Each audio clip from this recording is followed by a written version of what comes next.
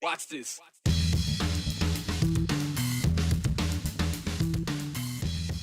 It is with heavy hearts we begin our week on the 208 because, as you know, late last week, after suffering a massive heart attack, Larry Gebert, our co-worker and more importantly our friend, passed away.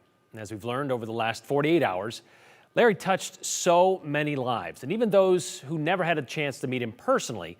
He was in so many living rooms and on such a regular basis, he became kind of part of the family, part of the soundtrack of people's mornings. He was truly one of a kind, a human being who graced our TVs in the Treasure Valley for more than 30 years. We will be remembering our friend Larry throughout the show today, and we hope you will share some of your memories of him with us as well. But first, let's go back a bit. Back to the early days of this last legislative session. A piece of legislation was near and dear to Governor Little, so much so he gave it a name, Leading Idaho. Well, this bill was signed into law back in February, and it basically was aimed at improving teacher health insurance by raising it to the same level as state employees. School districts celebrated the move at the time because what better way to attract and retain teachers than through improved benefits? However, as school leaders started to crunch the numbers, they realized maybe switching health insurance plans might not actually be the best option. Financially, it just doesn't make sense, they say. Joe Pear spoke with school leaders about the math and the plan moving forward.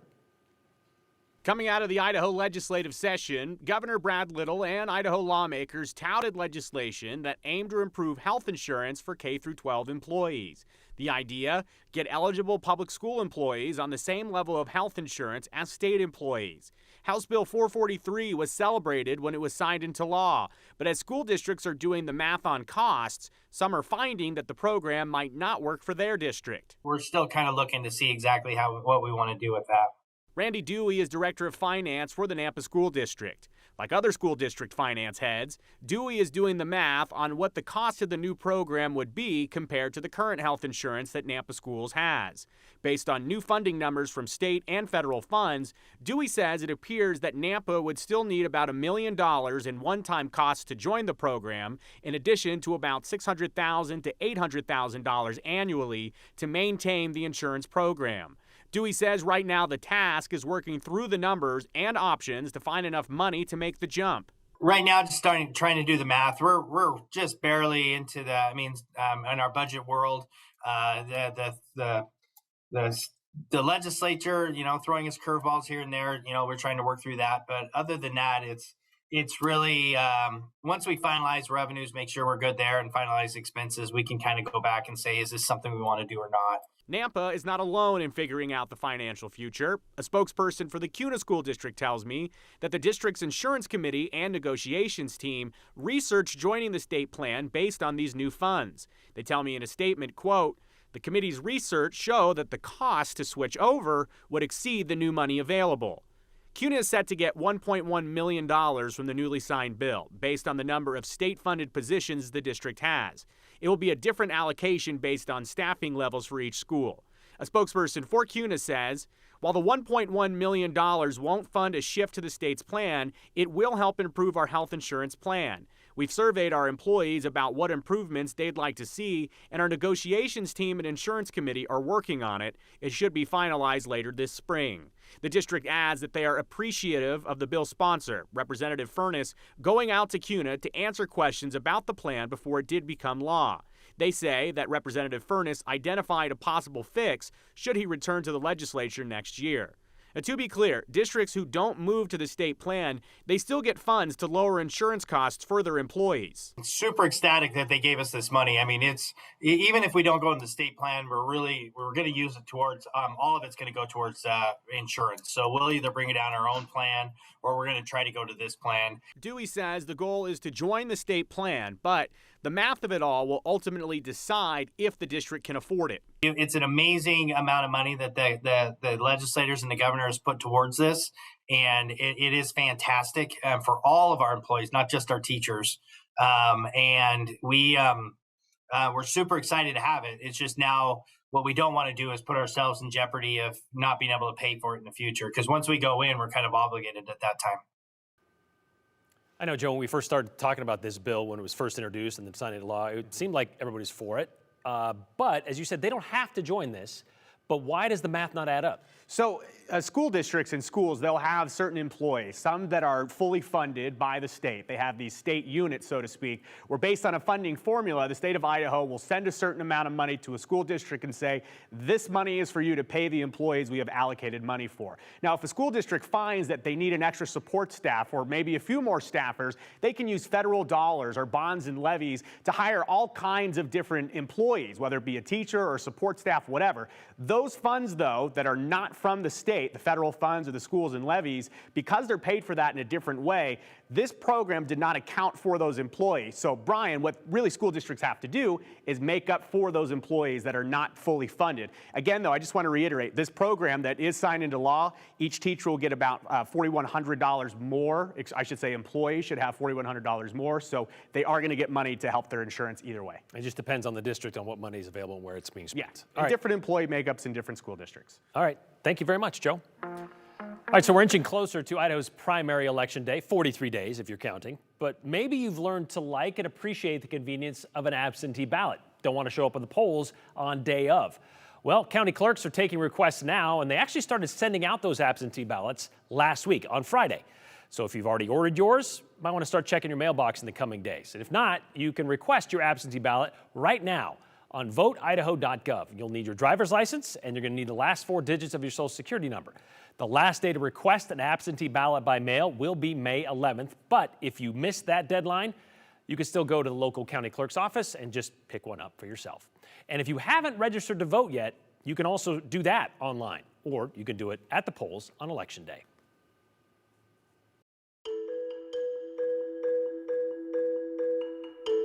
How do you honor a man who, at 6 foot 6 inches tall, was not only large, but whose legacy loomed larger? That's what we're going to try to do with the help of those he helped and those who wanted to honor him in their own way. But before we get to that, we want to hear from you. Maybe you have a special memory with Larry you'd like to share, whether you met him in person or just remember growing up with him on your television. Text it to us, 208-321-5614. Don't forget to include your name and the hashtag, the 208. We're going to be sharing a lot of your memories at the end of the show. I can't count the number of times that he helped us. In fact, he probably raised more money than most development directors do in organizations because he just was such it was just a natural, it came so naturally to him. We had many conversations. We were doing segments and things. We had a few minutes off camera or just whatever when we were getting together as friends or just whatever. And we just had a love for Boise. And that was one thing I think too, that we loved our nonprofit community. We love the people in this community. We love what this community is all about. And so it's very easy to be involved in the community. And I think Larry found that was just a natural thing for him to be involved in a community that he felt so strongly about.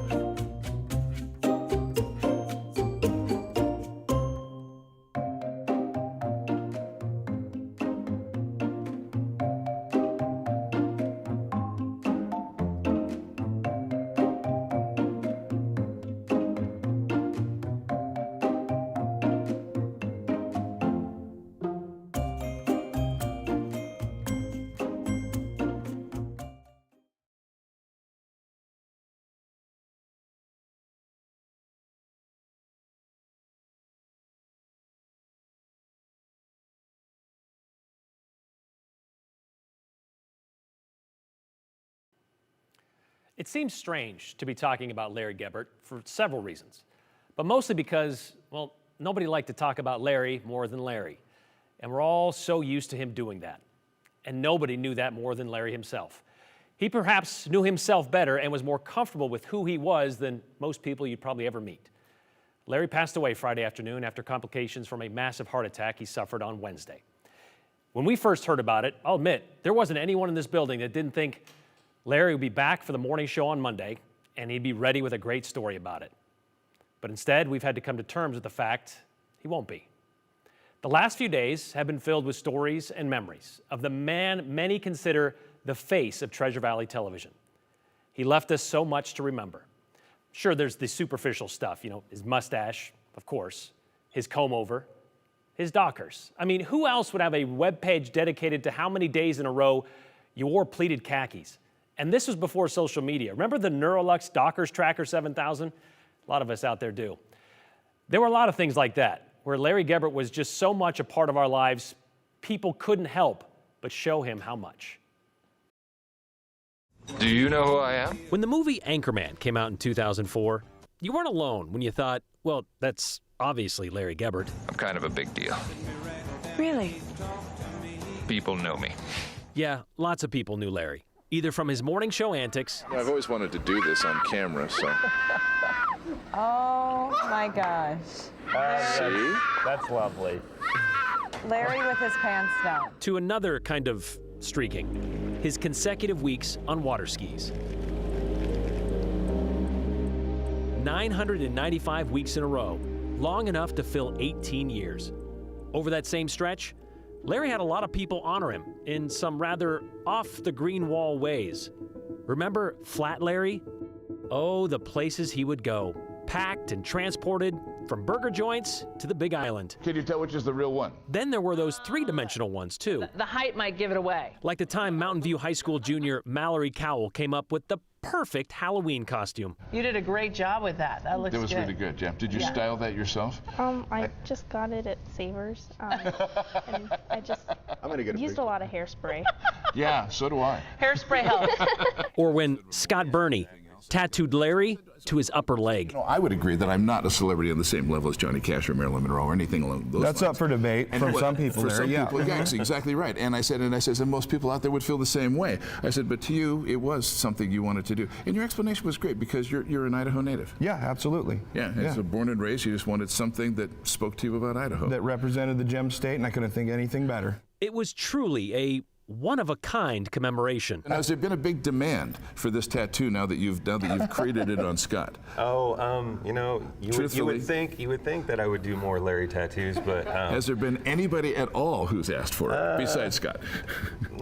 Yeah, that's what I thought. I did want to say thank you too for actually adding more hair than what I really had. There was the action figure and a figure with a little less action. Last month, morning show viewer Blue sent this in. He had just retired and had taken up carving, and Larry was his first celebrity attempt. Larry, of course, was honored. Because, yeah, come to think of it, Larry was kind of a big deal. Larry went from a consecutive weekly streak, which ended in 2018 on skis, to a consecutive monthly streak, which ended in January of this year. 21 years it lasted. Oh, wait, there's one more thing. A late addition to the Larry Gebert legend. How many of us can claim to have our tribute paid by a puppet? And of course, we're being joined by the one and only Gary Lebert, broadcaster extraordinary. Now, Gary, I'm guessing you're an extraordinary broadcaster because you have a mustache? Exactly. And actually, in journalism school, that's what they taught us. Never leave home without an extra mustache, because you never know when you're going to need one. Man, I left home today without my extra mustache, and I apologize. Well, Larry's impact on viewers was one thing, but getting a forecast where your weekend was always in view paled in comparison to the impact Larry had on nonprofits in Idaho. There won't be a St. Alphonsus Festival of Trees, a Spirit of Boise Balloon Classic, a United Way Flapjack Feed, a Snake River Stampede Buckaroo Breakfast to benefit 4-H, a Boys and Girls Club Great Dolphin Dunk, a Neighbor Works Paint the Town, a Boise Rescue Mission Thanksgiving Banquet, a Salvation Army Stuff the Bus Toy Drive, or a Make-A-Wish Polar Bear Plunge that will ever be the same without Larry Gebert. And that legacy will outlast any tattoo. Larry was your friend. He didn't just show up and promote your event, your nonprofit. He really cared about you. I was thinking about all the Thanksgivings, the banquets we do in Boise when the Broncos come and Mark comes and plays his guitar. Larry showed up for all of those, and in between the airtime, he was mingling with the people. And you know, for our people, the guests of the mission, to get to talk to a celebrity like one of you guys that they see on TV, I mean, they really look up and think, wow, that guy's something, you know? And Larry would sit down and have a piece of cake or pie and talk with people, and they would swarm around him and just loved every minute of it, you know, that he was there and he cared about them. And he really did. He cared about people. What a great guy. I can't believe he's gone. I just can't believe it.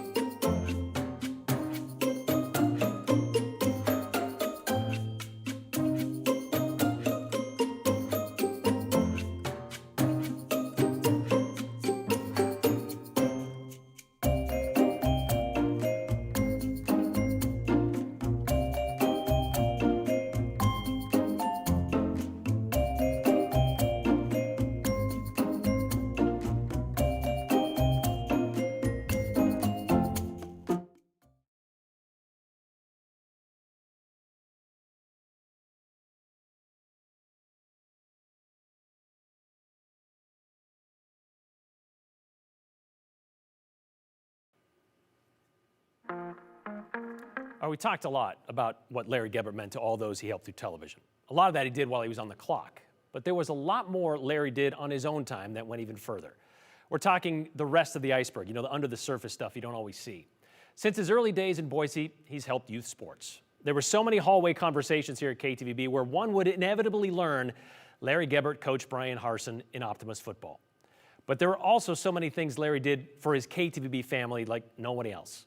Maggie O'Mara, who's worked with Larry for 2 decades, spent her first few Christmas mornings in Boise at Larry's house, opening gifts along with Larry's kids. It was common for Larry to have coworkers over for Christmas and Thanksgiving, and he would take them camping. He would take them out on his boat. He would teach them how to water ski. Larry and his wife, Julie, would give them a family away from family when they moved here without one. Joining us now back on the set, here's Joe Paris, because, Joe, you were one of those Larry alumni that got to spend a lot of time with Larry outside of the station in some of those personal moments. Yeah, and I felt really privileged to get to know a guy that was, in everyone's living room for decades. And I think it's important for people at home to know that Larry was very similar in real life than he was on your television. He was a big personality. He cared so much about the people around us. He's just larger than life. He's like a cartoon character that you could reach out to and talk to and be there. But he was so much more than just this caricature that you'd see on TV. He had the biggest heart, as we've heard from all these nonprofits. This picture right there, Larry telling us a story around the campfire. He had the best stories, and he cared so much about us. And he really treated us like his kids, Like, he was so genuinely proud of so many Channel 7 reporters over the years.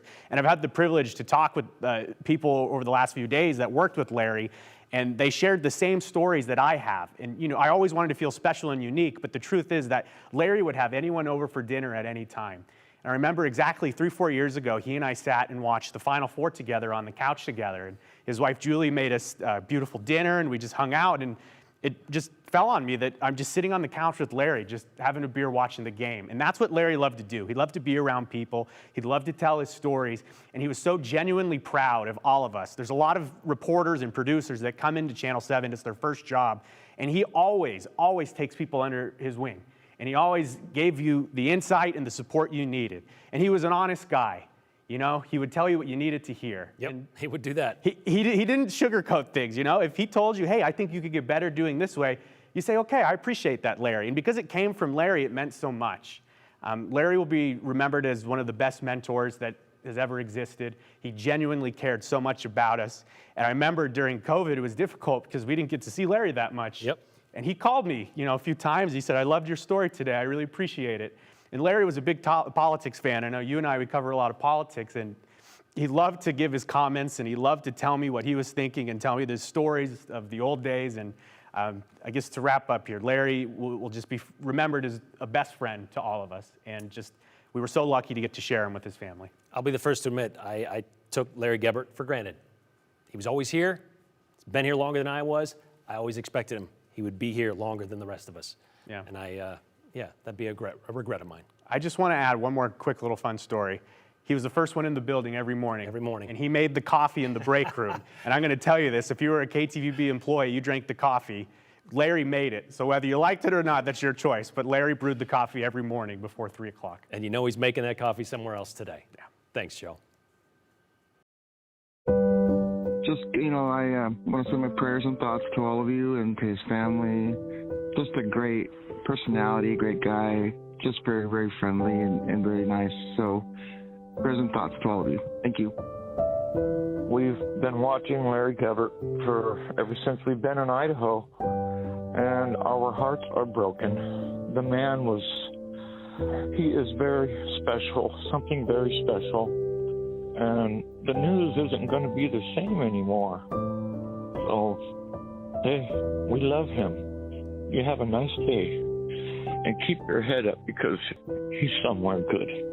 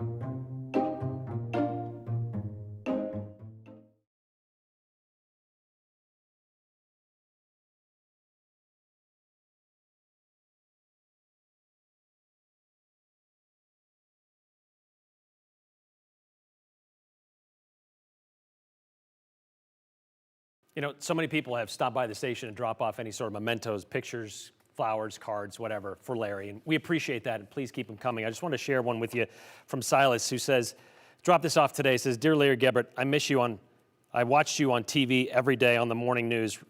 And this is from Silas right here. He sent his picture with him when he took a picture with Larry at the Balloon Classic.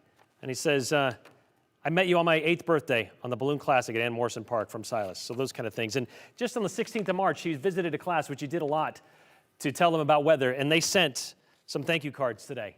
They just arrived today at the station. So I thought I'd read a couple from Mrs. Foster's class at Middleton Heights Elementary. She even learned a lot, she said. But like this one here, I learned the tools that is so amazing. I might be one too. I assume this one little kid is hoping to be a meteorologist someday. This one, thanks for teaching us all the cool stuff like weather, maps, climates, and rain. It is so cool, dear Larry. So a lot of people sending in all these cards and letters, and keep them coming. But I wanted to end with some of the text messages you sent in as well. I was playing T-ball as a kid, and Larry was coaching first base. Got a hit and stopped dead in my tracks to talk to Larry and tell him I watched him every morning on the news and love to watch him. The whole time Larry just said, thank you, but run along, get to second. I responded, no, you don't get it. I watch you every morning. Larry finally got me to get to second, but it made my day to meet my favorite morning weatherman.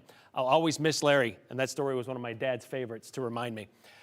Thanks to Larry, my son is no longer afraid of the winds. We're so saddened. Blessings of comfort and peace. My deepest condolences to the 208 family. Larry was a TV personality, but very respected by my family. We share your loss, and I'm sure yours is much greater than ours. Thank you very much for sending that in. Just had to say thank you to Larry, and he'll be missed greatly. He was so approachable and down to earth and giving to community or whomever needed it. He'll be missed greatly by so many people. Sorry, and we'll be thinking of the KTVB family and his family, says Deb. Although KTVB has probably gotten thousands of these messages, my wife and I want to add ours, of course. Being retired, it was always a start to our day to see Larry's forecast and enjoy Where's Larry, a class act. We appreciated him. We will miss him. John and Tammy Redding. My condolences for Larry's family and his KTVB family. I've watched Larry since he had a weather spot on KTRV. It feels as if I've lost a friend. I didn't know him personally, but I've watched him on TV since I was about 10 years old. We will miss you, Larry. Thank you for all you have done. So sorry for the loss of your friend and colleague. He was a major symbol of what humanity can be at its best. He will be greatly missed. Hope you guys do something really nice to honor his name and legacy, says Fred and Judy, and I hope we did today. As so many have stated, Larry is one of the first you'll meet when you walk through the doors of Channel 7. My wife and I thought we had nowhere to go for Thanksgiving our first year in Boise until Larry and his family opened their house to us. Just the same story that Joe told. For those who also don't know, Larry was Channel 7 bookkeeper for the softball team. That season, again, gets underway very shortly. They're going to miss him greatly.